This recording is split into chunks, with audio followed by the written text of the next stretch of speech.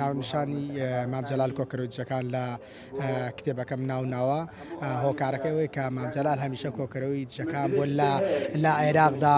شیعە و سوننی پێگێناوە، ئاشتەوایی دروست کردووە لە کوردستانە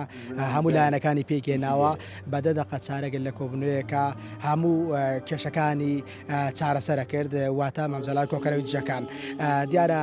کتێبەکە کۆمەڵی وتاری نووسەرانە کۆم کردوتەوە لە توی کتێبەکە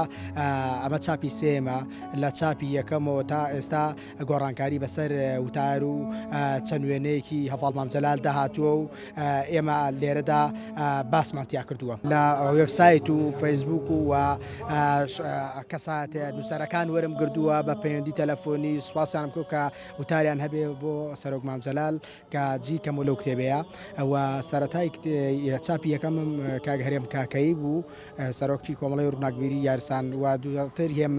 مامۆسای من وەشیار دواتر کاکیۆخا ئیسماعیل هەمی لیوای ١٠٤ سوپاسی هەموویانەکەم کە بەردەوام هاوکار بوونە بۆی کە مام جەلال هەمیشە بە زوندی بمێنێتەوە لامان و مێژۆکەی بچێتە کتێبخانەکانەوە بۆی کە گەنجانینەوەی داهاتوو سوود لەم کتێبە وەرگرن.